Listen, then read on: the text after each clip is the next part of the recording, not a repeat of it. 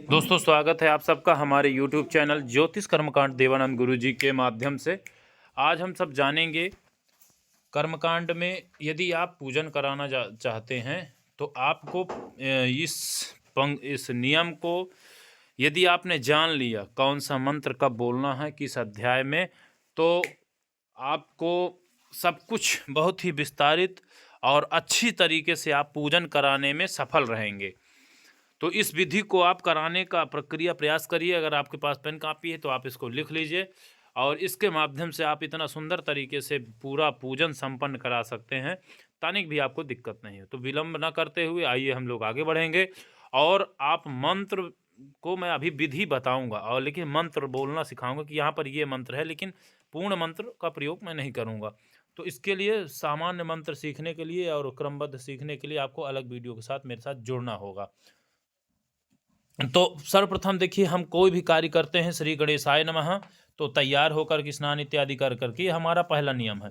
उसके बाद सर्वप्रथम मंगलाचरण का ही प्रयोग किया जाता है। मंगलम भगवान विष्णु मंगलम गरुड़ ध्वजः मंगलम पुंडरीकाक्ष मंगलाय तनुहरि। फिर जब मंगल उच्चारण हो जाता है तो फिर आपका होता है पवित्रीकरण, अर्थात अपवित्रः पवित्रो वा। इस मंत्र का प्रयोग करेंगे और जल शरीर में छिड़केंगे। फिर आप जब यह मंत्र पूरा बोल लेते हैं तो उसके बाद आता है आचमन का। ओम केशवाय नमः, ओम नारायणाय नमः, ओम माधवाय नमः। और इस प्रकार से आचमन करेंगे। फिर उसके बाद आसन शुद्धि, आसन का शुद्धिकरण करेंगे। तो उसमें पृथ्वी त्वया धृता लोका देवी त्वं विष्णुनाधता त्वं च धारे माम देवी पवित्रं पुरुषासन। आसन शुद्धि करेंगे। फिर पवित्री धारण करेंगे, जिसमें पैंती पहनने के लिए आपको अनामिका उंगली में दोनों में किया जाता है ना।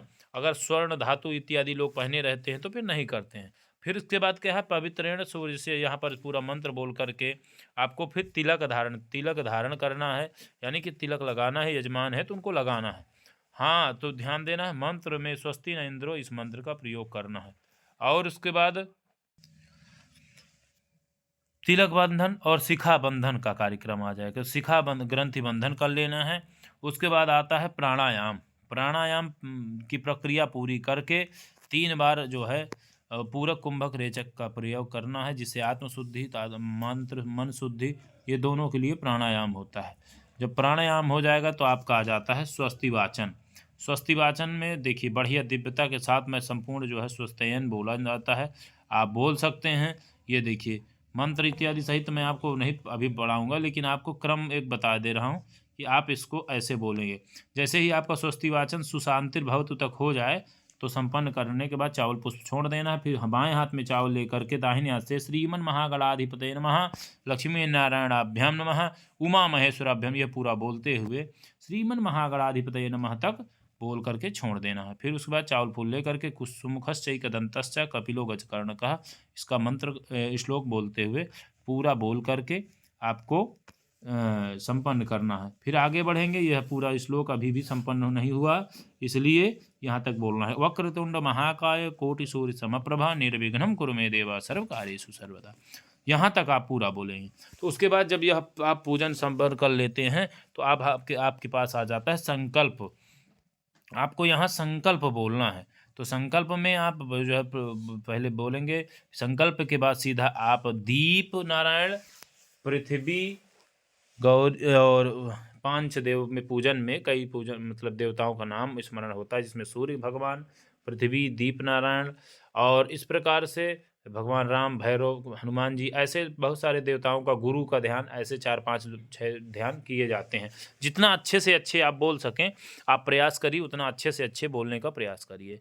तो जब इस प्रकार की पूजन आपका संपन्न हो जाए सामान्य पूजन, उसके बाद आप बढ़ेंगे तो गणेश गणपति जी का ध्यान आवाहन करेंगे।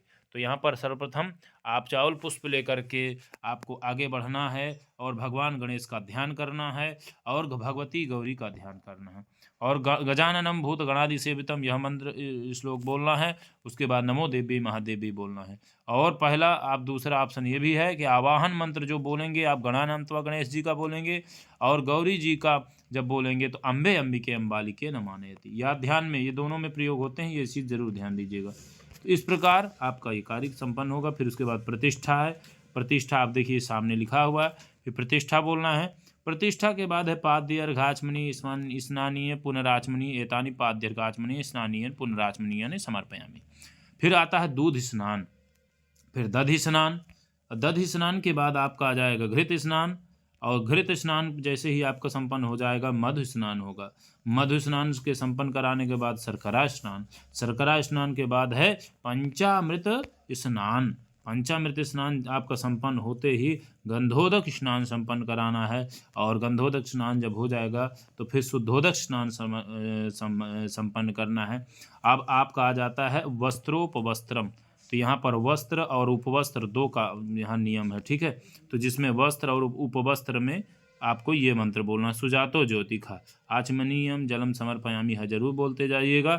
और उसमें सब क्रम से जो मैं आपको बता रहा हूँ उसमें चलते जाएं। फिर आगे आप पहुँचेंगे जनेऊ यानी कि यज्ञोपवीत चढ़ाना है, यज्ञोपवीतम का मंत्र बोलना है, और संपन्न करने के बाद आचमनीयम जलम समर्पयामि के बाद चंदन लगाना है। चंदन का मंत्र जब हो जाए तो आपको आगे बढ़ जाना है अक्षत का।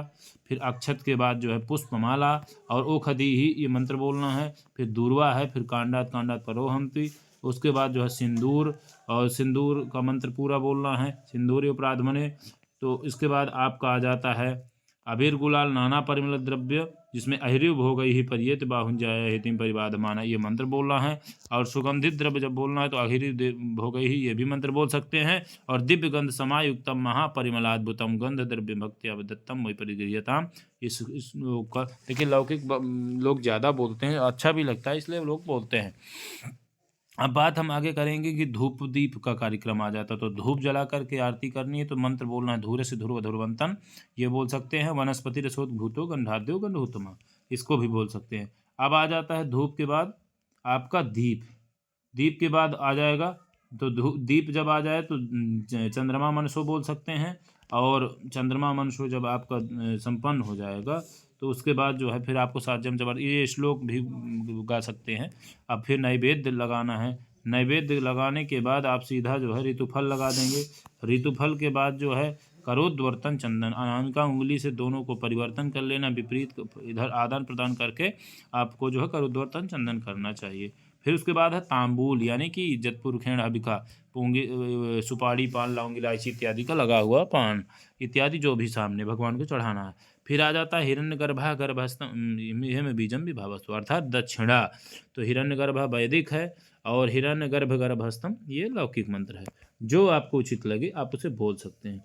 यह जब आपका संपन्न हो जाएगा तो आरती आ जाती है, लेकिन उसके पहले मैं आपको बता दूं कुछ थोड़ा सा एक बार क्रम जो है कि क्रम वो क्या है कि आपको जब आपकी यहाँ पर देखिए पुष्पांजलि प्रार्थना हवन आरती, प्रारंभिक पुष्पांजलि प्रार्थना समर्पण, यजमान के हाथ में कलावा बांधें, यजमान को प्रसाद दें, विसर्जन करें, जप करा जयकारा लगाना है और आसन के नीचे जल डाल देना है। ओम इंद्राय नमः शक्राय नमः कर। तो अब यहाँ पर देखिए सबसे बड़ी चीज़ ये मैं आपको थोड़ा सा इसलिए क्रम में रोका था कि जब यहाँ आरती लिखी है तो यदि आपको हवन इत्यादि करानी हो, यदि आप हवन इत्यादि करा रहे हैं तो सामान्य धूप दीप नैवेद्य हो चुका है। उसके बाद आपको सिर्फ यदि बहुत सारे देवता हैं तब तो आप जो है यहाँ पर आप जो है सामान्य आरती करा करके उसके आगे बढ़ेंगे, विशेष अर्घ्य करा दीजिए। अब देवी देवता का जैसी स्थिति आपको लगे उसके बाद फिर प्रार्थना करा देना है। प्रार्थना करा करके कार्यक्रम को यहाँ पर संपन्न कर दीजिए और जल में हाथ लेकर के अनया पूजा कृत्य पूर्ण कर दीजिए। और आगे देवता की यदि कोई और भी पीठें इत्यादि आप बना करके रखे हैं तो नहीं है, तो अगर आप एक ही देवता पर है तो आपको यहाँ पर जो आरती आती है तो आरती आपको हवन के बाद ही हमेशा करानी होती है। पहले आप हवन कराएंगे, फिर उसके बाद आरती कराएंगे, महाआरती जिसे कहते हैं। और आरती जब आपकी हो जाएगी तो पुष्पांजलि होगी, फिर प्रार्थना होगी, फिर समर्पण होगा, यजमान के हाथ में कलावा इत्यादि बांध देना है, यजमान को प्रसाद दे देना है, फिर विसर्जन कर देना है। और जब जयकारा इत्यादि लगा करके आसन के नीचे जल डालें, ओम इंद्राय नमः शक्राय नमः कह करके यह आपकी पूजन संपन्न हो जाती है।